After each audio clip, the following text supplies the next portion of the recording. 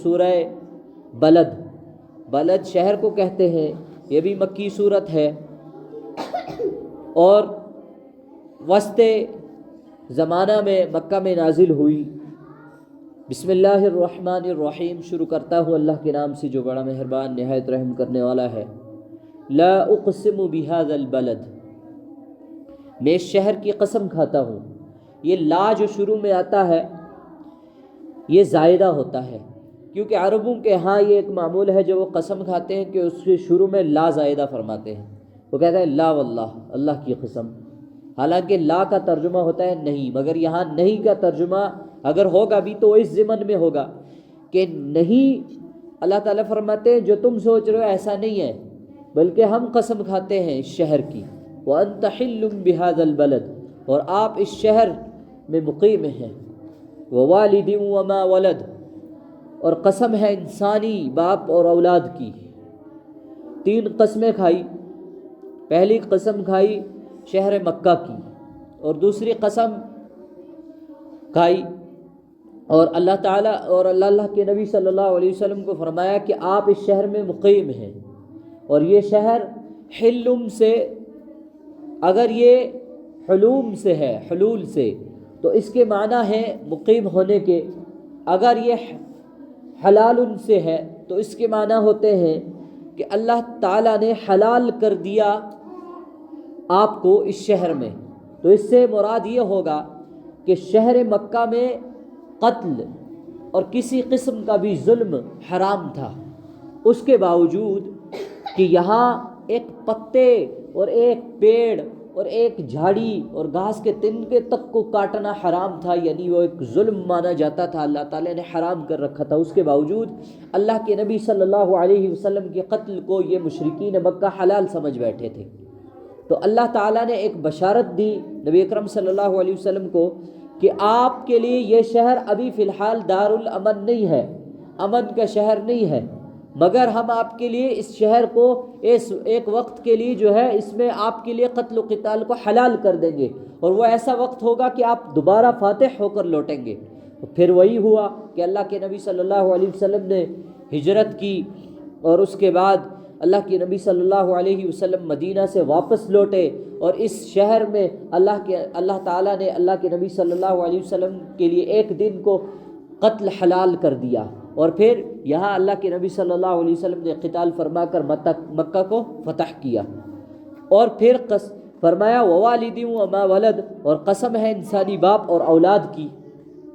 کیا کہ انسانی باپ اور اولاد، یہ والد اور اولاد کو ذکر فرمایا کہ اس کی قسم ہے۔ اس سے مراد بھی دو معنی لیے جاتے ہیں، وہ یہ ایک کہ آدم علیہ السلام کہ وہ انسانی باپ ہیں، اور ان کی قیامت تک آنے والی جو بھی انسان ہوگا ان کی قسم کھائی اللہ تعالیٰ نے، اور دوسرا ترجمہ یہ بھی ہے کہ اللہ تعالیٰ نے والدین اور اولاد کی قسم کھائی کہ اللہ تعالیٰ نے والدین کو بڑی مشقت میں ڈالا ہوا ہے کہ یہ جب اولاد ہوتی ہے ان کو تو بڑی مشقتیں برداشت کرتے ہیں یہ اپنی اولاد کے لیے، اور آگے اسی کو ذکر فرمایا لقد خلقنا الانسان فی کبد، یقیناً ہم نے انسان کو بڑی مشقت میں پیدا کیا ہے۔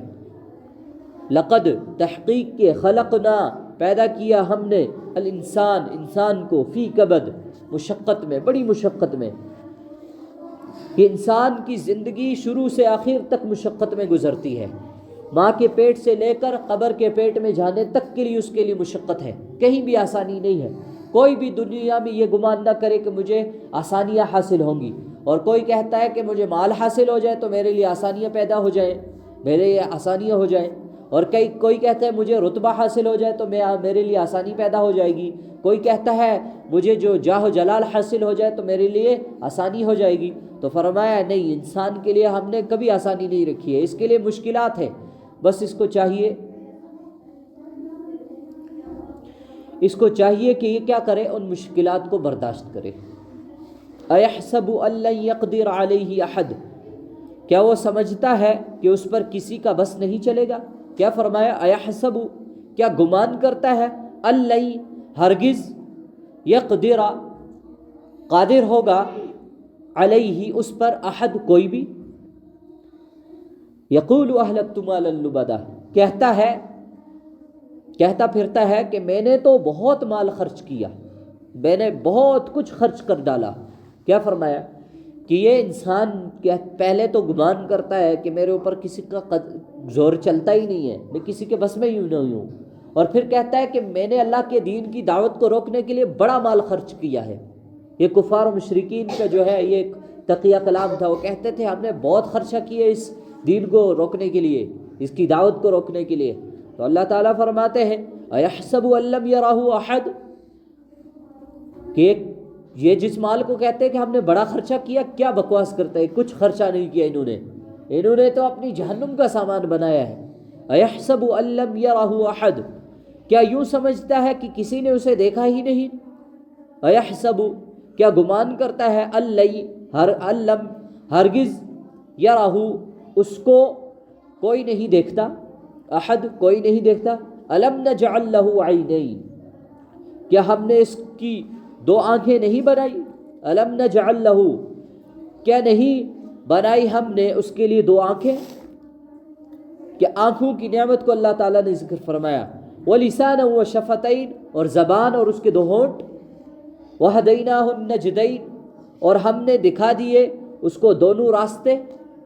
نجدین کا معنی ہوتے وہدیناہ، ہدینا ہدایت سے مشتق ہے، ہدایت سے بھی اسی سے ہوتا ہے. اور فرمایا ہم نے دکھایا اس کو نجدین، دو گھاٹیوں پر چڑھنا. نجدین کے معنی ہوتے ہیں اونچا علاقہ. نجد اسی وجہ سے ریاض کے علاقوں کو کہا جاتا ہے عرب میں کہ وہ اونچا ہے، اوبڑ کھابڑ ہے. تو اللہ تعالیٰ فرماتے ہیں ہم نے اس کو دو گھاٹیاں دکھائی. دو گھاٹیاں کیا ہے؟ اچھائی اور برائی، نیک عمل اور برا عمل. حالانکہ اس کی زندگی پوری مشقت والی ہے، مگر اس کے باوجود ہم نے اس کے اوپر کیا کر دیا؟ دو گھاٹیاں بنا دی. ایک جو اس کو آسان لگتی ہے، گناہ والا راستہ، جو گھاٹی اس کو آسان لگتی ہے، اور دوسری گھاٹی جو مشکل لگتی ہے، نیک اعمال، نیکی کرنا.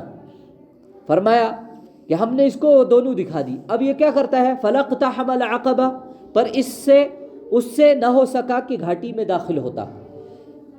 عقبہ کہتے ہیں ایسے، یا اس کے دو ترجمے ہوتے ہیں. ایک وہ جو گھاٹی کے اوپر بالکل پتلا سا راستہ ہوتا ہے، اوپر بالکل اس کی جو ہے ایک راستہ ہوتا ہے گھاٹی پر چلنے کے لیے. اور دوسرا ترجمہ یہ ہوتا ہے کہ دو گھاٹیوں کے درمیان بالکل ایک نیچے جو ہے ایک چھپا ہوا راستہ ہوتا ہے. تو اللہ تعالیٰ فرماتے ہیں فَلَقْتَحَمَ الْعَقَبَةَ، پس نہیں داخل ہوتا ہے یہ عقبہ میں، اس راستے میں، اس گھاٹی کے اس راستے میں، پگڈنڈی میں. وَمَا أَدْرَاكَ مَا الْعَقَبَةُ، اور آپ کو کیا پتا ہے کہ وہ گھاٹی کیا ہے، وہ راستہ کیا ہے، وہ جو گھاٹیوں کے درمیان ہے. فرمایا فَكُّ رَقَبَةٍ، کسی کی گردن، غلام لونڈی کو آزاد کرنا، کسی کی گردن چھڑانا. فکن کے معنی ہوتے ہیں چھڑانا. رقبہ، رقم کے معنی ہوتے ہیں، رقبہ کے معنی ہوتے ہیں گردن، چھڑانا گردن. اس سے مراد کیا ہے؟ جیسے کوئی شخص غلام ہوتا ہے، ایسا ہوتا ہے کہ وہ انسان کسی نے اس کی گردن کو کیا کر رکھا ہے؟ جکڑ رکھا ہے.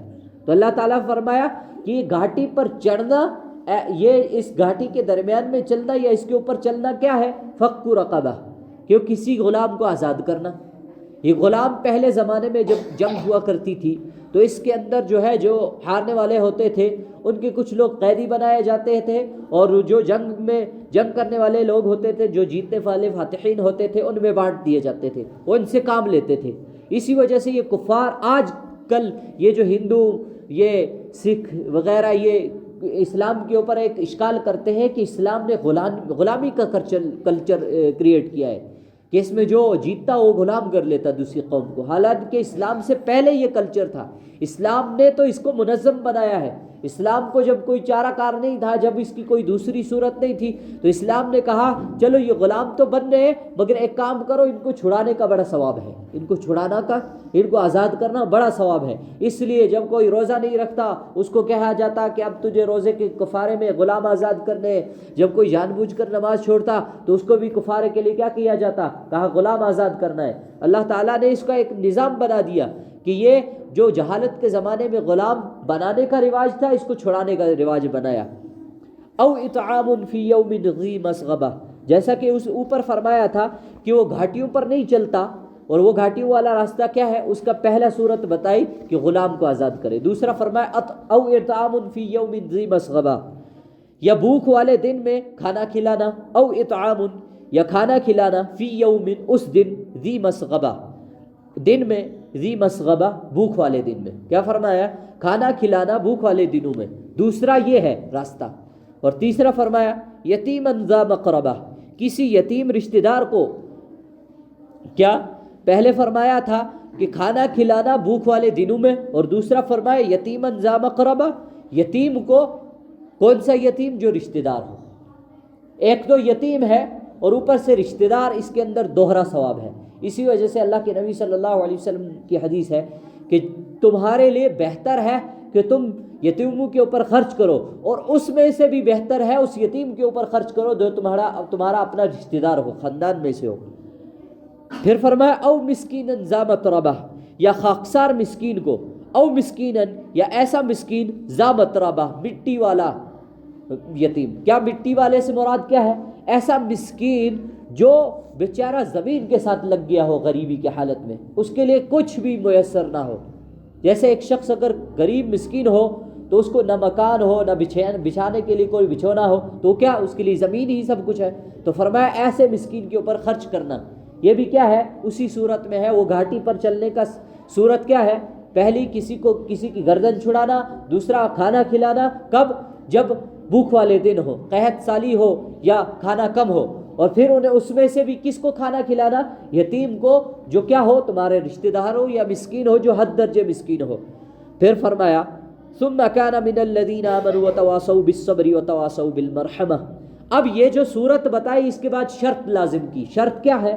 کہ اب آپ نے غلام آزاد کر دیا، یتیم مسکین کو کھانا کھلا دیا، بھوک قحط سالی میں کھانا کھلایا، اور مسکین کے اوپر خرچ کر دیا، اور شرط یہ لازم کی پھر ان لوگوں میں سے ہو جاتا جو ایمان لاتے ہیں اور ایک دوسرے کو صبر کی اور رحم کرنے کی وصیت کرتے ہیں، کہ یہ شرط، یہ صورتیں تبھی اس کے لیے فائدہ مند ہے، اس کو ثواب پہنچے گا ان صورتوں میں جب وہ کیا کرنے والا ہو؟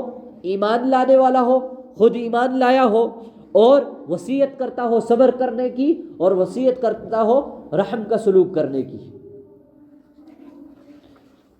فرمایا اولئک اصحاب المیمنہ، یہی لوگ ہیں دائیں بازو والے، خوش بختی والے۔ کیا اس کا ذکر فرمایا تھا سورہ واقعہ میں کہ ایک ہوگا دائیں ہاتھ والے اور ایک ہوں گے بائیں ہاتھ والے، اور تیسرے ہوں گے اولئک المقربون، سب سے مقرب، اللہ تعالیٰ بغیر حساب کتاب کے ان کو جنت میں داخل فرمائیں گے۔ اور یہاں عموماً کس کا ذکر فرمایا؟ دائیں ہاتھ والوں کا ذکر فرمایا کہ یہ کون لوگ ہیں جن کو یہ حاصل ہوگا کہ وہ غلام آزاد کریں گے، مسکین کو کھانا کھلائیں گے، یتیم کو کھانا کھلائیں گے، قحط سالی میں کھانا کھلائیں گے، اور شرط یہ ہے کہ وہ ایمان والے ہوں، کیونکہ غیر ایمان والے کی کوئی بھی ثواب، کوئی بھی نیک کام قابل قبول نہیں ہے، کہ وہ نیک بھی ہو، ایمان والا بھی ہو، اور صبر کی تلقین بھی کرتا ہو، وصیت کرتا ہو، اور رحم کی وصیت کرتا ہو، حسن سلوک کی۔ اور فرمایا یہ کون ہوگا؟ اولئک اصحاب المیمنہ، یہ دائیں ہاتھ والے لوگ ہوں گے۔ والذین کفروا بآیاتنا هم اصحاب المشأمہ، اور جن لوگوں نے ہماری آیتوں کے ساتھ کفر کیا، انکار کیا، یہ کم بختی والے ہیں، بائیں ہاتھ والے۔ کیا فرمایا؟ یہ کون لوگ ہیں جو کفر کرتے ہیں اور ہماری آیتوں کا انکار کرتے ہیں؟ یہ بائیں ہاتھ والے ہیں، ان کو نامہ اعمال بائیں ہاتھ میں ملے گا۔ علیہم نار مؤصدہ، اور انہی پر آگ ہوگی جو چاروں طرف سے گھیری ہوئے ہوگی۔ کیا فرمایا؟